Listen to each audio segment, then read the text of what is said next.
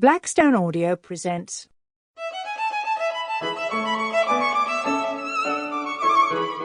What Was She Thinking? Notes on a Scandal by Zoë Heller.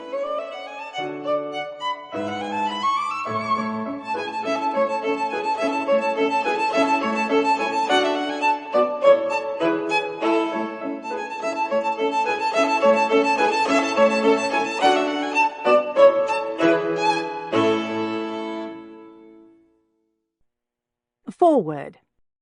March 1, 1998.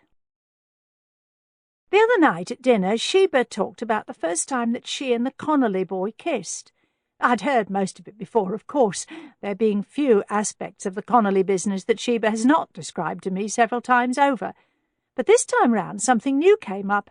I happened to ask her if anything about the first embrace had surprised her. She laughed. Yes, the smell of the whole thing had been surprising, she said.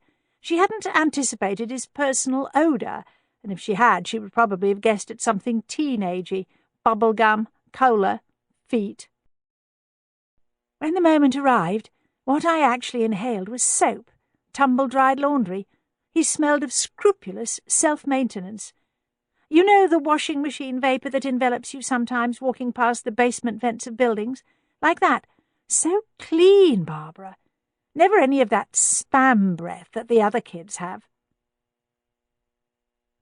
Every night since we came to Eddie's house, Sheba's been talking to me like this. She sits at the kitchen table looking out on the green darkness of Eddie's garden. I sit across from her, watching her nervous fingers score ice-skating loops in the plastic tablecloth. It's often pretty strong stuff, she tells me in that newsreader's voice of hers. But then one of the many things I've always admired about Sheba is her capacity to talk about low things and make them seem perfectly decent. We don't have secrets, Sheba and I. The first time I saw him undress, you know what I thought of, Barbara? Fresh garden vegetables wrapped in a clean white hanky. Mushrooms fresh from the soil. No, really, he was edible. He washed his hair every night, imagine. It was limp with cleanness. The vanity of adolescence, probably. Or no, perhaps the anxiety of it. His body was a new toy still. He hadn't learned to treat it with the indifferent neglect of adults. Her account was wending back to familiar terrain. I must have heard the hair rhapsody at least 15 times in recent months. I've never cared for Connolly's hair myself. It's always struck me as slightly sinister, like that spun fiberglass snow that they used to sell as Christmas tree decoration. Still, I kept giving her the cues.